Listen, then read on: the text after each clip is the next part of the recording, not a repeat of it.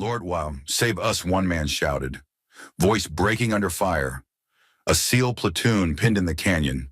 Nowhere to run. Bullets snapped off the rocks. Ricochets sparking the night. They were seconds from being overrun. No cover, no reinforcements, just the dark pressing in. And then from the cliffs above, a single shot rang out. Precise, devastating, unseen. The enemy froze, realizing someone else was here. Not God, not chance. A hidden sniper, watching from the rocks. Before we dive into this story, where are you watching from? Let us know in the comments. Welcome to Grateful Stories, where tales of compassion and kindness are told. Let's uncover what really happened. The ridge of Hawksbill Gap overlook stretched beneath a sky washed in the steel blue haze. Claire Whitman pressed her cheek to the rifle stock, breath even, the scope vibrating slightly with the wind. A clean 3 to 5 knots cut through the tree line, steady but not forgiving. Her voice was low into the throat mic. Argus Actual, Overwatch in position, eyes open. The radio hissed, then crackled back, confirming she was live. She let her finger rest just shy of the trigger, waiting, far below. The overlook opened to a clearing where Admiral Dana Calder stood with Major Owen Pike, two men who carried decades of buried secrets. Their presence here more dangerous than any convoy. Claire tracked them briefly, then swept the glass outward, searching for threats. That was when she saw it. Not her own reflection, not wind shift, a shimmer on the far ridge, angled metal, then the unmistakable silhouette of a long barrel resting against stone. Another sniper. His crosshairs weren't on Calder. They were locked onto Pike. Claire whispered calculations under her breath. Wind speed, elevation drop, humidity at this altitude, 1,300 meters to target. No time for second guessing. Her finger pulled smooth. The shot cracked through the valley, echo bouncing like rolling thunder. Through the lens, dirt exploded against the second sniper's cheek. He collapsed sideways, weapon spinning into grass. Pike never even knew. Threat neutralized, Claire reported, already shifting back across the valley. At the same moment, Captain Luke Anders came over the net. His voice cut firm on the open channel Kessler's men monitored. Sierra assets secured. Prisoner alive for questioning. It was a lie, sharp and deliberate. A seed meant to grow in enemy ears. Below, Colonel Adrian Kessler stiffened. Claire watched him through the scope, his posture tightening. He barked orders at the men scattered around the clearing. Confusion rippled their formation authority from Admiral Calder, clashing with covert loyalty to Kessler. For 5 golden seconds, both sides hesitated. That hesitation was the crack in the wall. Calder's command voice boomed across the open air. Stand down. Colonel? That's a direct order. Even at distance, Claire saw Kessler's jaw clench. He hated being cornered.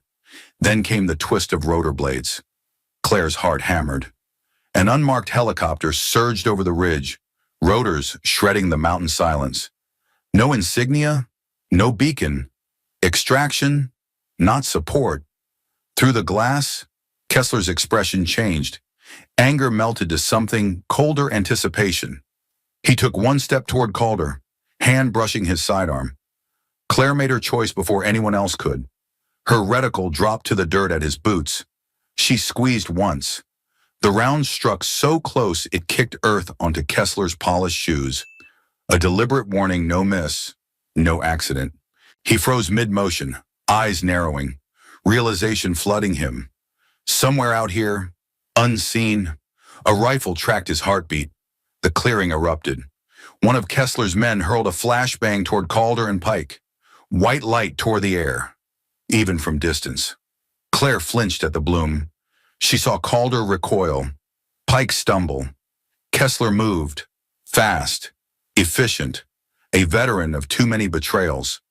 He broke for the helicopter as it hovered low. A sling line dropped from its side. Claire tracked him, shoulder wound opening red where shrapnel caught him.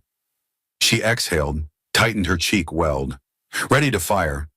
But covering fire from his men peppered the ridge, rocks sparking around her barrel. She rolled left, tucking behind a boulder.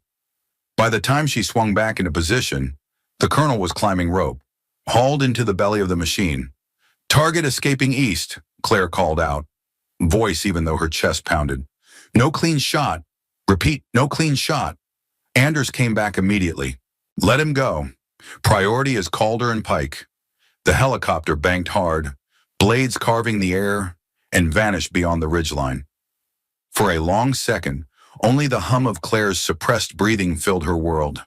Then she clicked to a private channel, words just for herself and Pike. "He's not finished. He's heading back to Colorado."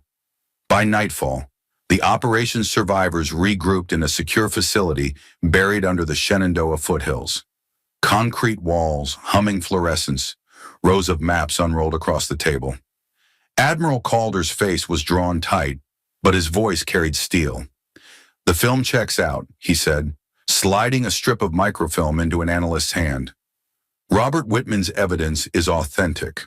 Every name, every date.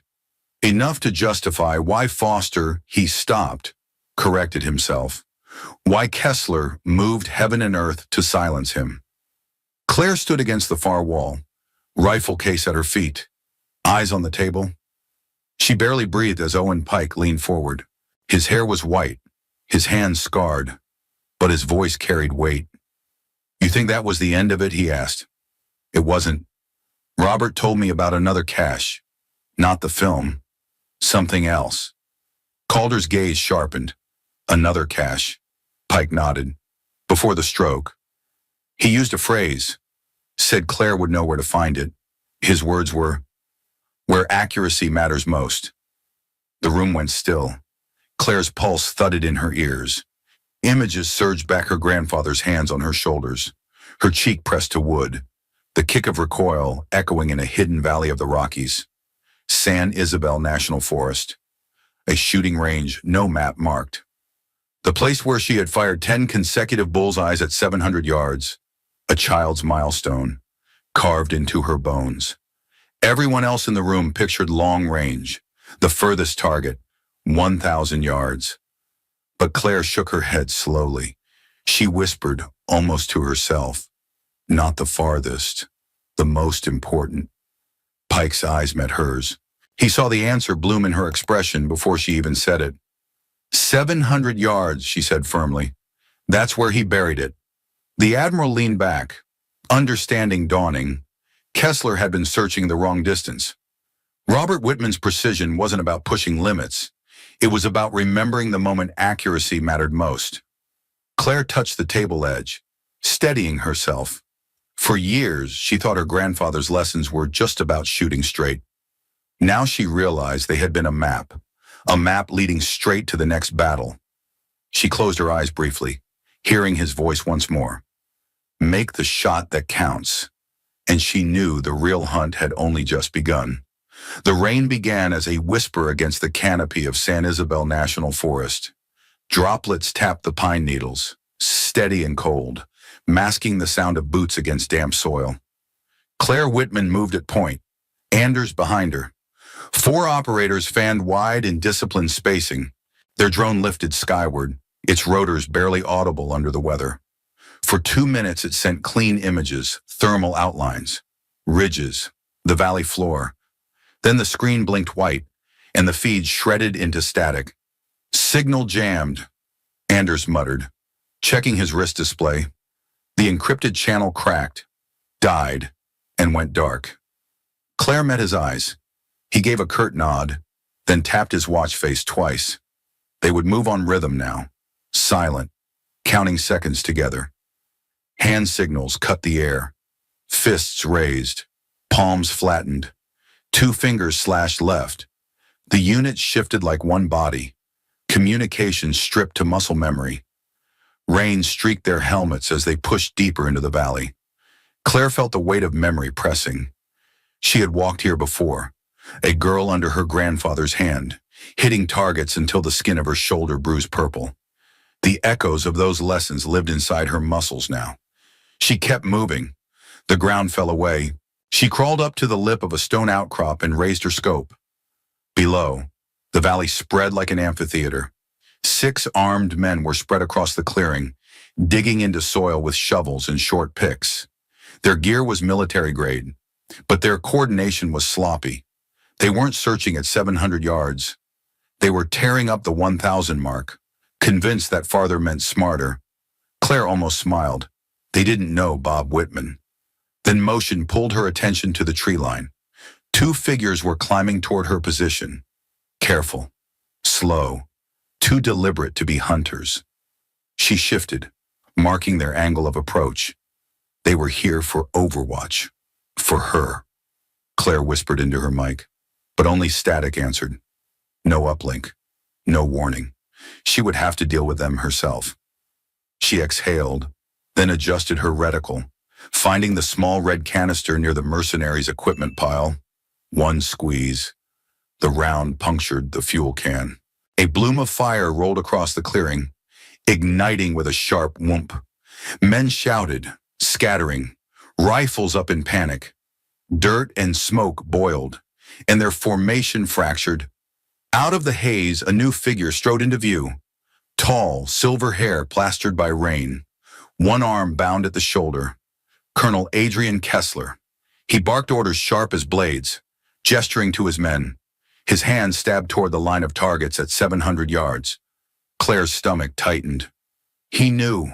Somehow, he had pieced together Bob's code. One of the mercenaries snapped a canister, and white smoke erupted, curling thick over the field. Visibility shrank to shadows. Kessler was covering his excavation with a veil. Claire felt movement to her right. She rolled. Just in time. A blade arced down where her throat had been. A man in soaked fatigues crashed against her, knife in hand, face set with grim precision. Her left hand clamped his wrist, twisting hard, bone grinding under pressure. He drove forward, using weight and momentum. She pivoted, locking her boot against a rock, and used the leverage to flip him over. He crashed down the slope, blade spinning away, body tumbling until it vanished into mist. Breath ragged, Claire clipped her harness to a waiting anchor line. She kicked off, sliding down a 10-meter cable, boots striking a lower ledge. She dropped prone, rifle snapping back into position. Through the thinning smoke, she caught sight of the excavation site. Kessler was on his knees, pulling a metal container free from churned earth. Even injured, he moved with certainty, hand pressing it against his chest. Her finger tightened on the trigger. One shot would end it here. One round to the sternum and the list inside that box would never see daylight. But Anders's voice replayed in her head, calm and brutal. We need him alive. He's worth more breathing. She let the breath slip out. The reticle hovered on his chest, then eased away. The choice cut deeper than recoil. Below, Kessler snapped orders. His men closed in, weapons raised, covering his retreat. Smoke grenades hissed, layering the clearing in pale walls. A second later, he was gone, swallowed into the tree line. Silence rolled in after the chaos, heavy and wet. The fire smoldered in the distance, the rain hissing against it. Claire scanned the ground. Then she saw it, half buried in churned mud, glinting faint beneath ash, was a fragment of chain. She slid down, boots sinking in muck, and pulled it free. A dog tag, battered, edges sharp with years of wear. She rubbed dirt away with her thumb. The letters pressed clear. Whitman, Robert E. Numbers beneath it. Coordinates. Not for this valley. Not for any cabin. The lines pointed east. She flipped it over. On the back, carved with a knife's tip, one word waited. Checkmate. Claire's throat went tight. It wasn't just another clue. It was a command. Her grandfather's hand reaching forward through time. Anders appeared at her side, eyes sweeping the field. He's got the box. Claire held up the tag. We've got the key. Anders's gaze hardened. Rain slid off his helmet as he spoke the words flat. Then the game isn't over. It's just starting. The underground vault smelled of metal and ozone, Fluorescent lights hummed overhead, reflecting off steel doors that lined the corridor. Claire followed the bank manager in silence, portfolio clutched tight, eyes scanning every shadow. They stopped at a numbered drawer marked 1974. A clerk slid the long box onto the table inside a private room, then left, the heavy door shutting behind him. The quiet pressed in, absolute, like the air itself was holding its breath. Claire turned the key. The mechanism clicked with reluctant weight, unlocking something that had been sealed for nearly 50 years. Inside, a stack of objects lay waiting. A leather-bound journal with Bob Whitman's initials, a USB drive wrapped in tape, a faded Polaroid photo, and a sealed envelope addressed only with her name. Her hand trembled as she unfolded the photograph. 5 men in fatigues, arms around each other, Berlin in the background. In the center, her grandfather, younger but unmistakable. To his left, Owen Pike. To his right, Adrian Kessler, circled in red ink. She broke the seal of the envelope. Paper crackled, fragile with age. The handwriting was steady, her grandfather's style, each stroke deliberate. If you are reading this, it means the game has not ended. Aim for what matters most. Claire inserted the USB drive into the bank's secured reader. The screen flickered, then stabilized into a grainy video. Tungsten light illuminated a younger Bob Whitman. His hair was darker, his eyes sharper, but the voice carried the same gravel she remembered. "If you're seeing this, I couldn't finish the mission," he said. "That means the shot that mattered was never taken. Listen carefully. It isn't about killing the traitor. It's about stopping his legacy. Aim for what matters most." The video ended with static. Claire leaned back, her breath shallow. This wasn't just evidence. It was instruction, a final order from the only man she had ever trusted without question. Leaving the vault, Claire buttoned her jacket to hide the portfolio pressed against her side. The lobby glowed with polished marble, but outside the tall windows, Denver looked wrong. The rhythm of the street had shifted. Traffic lights cycled, but cars idled unnaturally at corners. Pedestrians thinned out, their absence louder than a crowd. Someone had pulled strings to clear space. She walked out with steady steps. Sunlight glared off glass towers, making her squint. At the corner of 17th Street, a man in a gray suit glanced at her too long, hand pressed to his ear. His jacket bulged at the ribs. Claire adjusted her stride, closing distance fast. At 3 meters, she swung her leather portfolio up, cracking it across his jaw. As he reeled back, she drove her knee into his midsection. The man folded, gasping, dropping sideways onto the sidewalk. She never broke pace, her face calm, steps even, as if brushing off a stranger's stumble. The portfolio tucked neatly back under her arm, the contents safe. Anders's voice buzzed through her earpiece. "Eyes on you from the rooftop. Black SUV stationed at Welton. They're waiting." Claire didn't answer. She turned onto Welton Street. The SUV sat like a predator in the sun, windows blacked out, engine humming low. She kept her pace steady, pulse thrumming in her ears. The rear door opened. Colonel Adrian Kessler stepped out. He looked immaculate despite the bandaged shoulder gray vest, tie knotted sharp, silver hair combed back. Only the tightness in his eyes betrayed the pressure he carried. Claire stopped 10 feet away. The air buzzed with silence. Denver's usual noise replaced by a stage built for this encounter. Her voice cut the space like glass. "Checkmate." Kessler's smile was thin, practiced. "So Bob taught you his favorite word." His eyes flicked to the portfolio. "You have something that belongs to me." Claire tilted her head slightly. "Funny. I was about to say the same thing." Kessler took one step closer. His men watched from the SUV, hands near weapons but hesitant in broad daylight. He spoke with calm disdain. "You think you've cornered me, but I still own every piece on this board." Claire's reply was soft, almost casual. "Not every piece. Some of your men already chose a different side. The words landed like a stone in water. Kessler's eyes narrowed, the faintest twitch breaking his composure. For a fraction of a second, his gaze darted toward the SUV, to the men inside. Claire saw it. Doubt, suspicion, the fracture she wanted. Kessler exhaled, mask sliding back into place. You play dangerously, Miss Whitman, but you should remember I invented this game. She didn't blink, and you forgot who kept score. The standoff stretched, every second balanced on the edge of violence, but Kessler didn't draw. He turned with deliberate calm, stepped back into the SUV, and shut the door. The engine revved, the vehicle pulling away into downtown traffic. Claire didn't move until the taillights disappeared. Only then did she allow herself a breath, slow and controlled. Anders's voice came over the comms, rough with relief. You rattled him.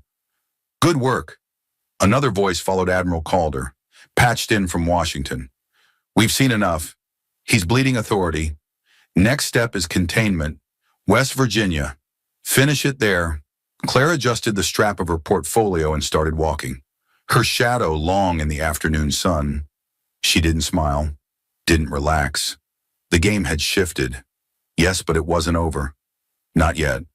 The forest of Monongahela was black with midnight. No moon broke the clouds, only the faint green wash of night vision across Claire's goggles. Each step pressed damp earth, each breath measured against the silence of trees that had watched wars long before hers. Captain Anders raised a fist, halting the line. Ahead, buried under tangled roots, was the archway Bob Whitman had drawn in his journal nearly 50 years earlier, a forgotten tunnel carved in the days of bootleg whiskey. Now their entry point into the most dangerous ground of Kessler's empire.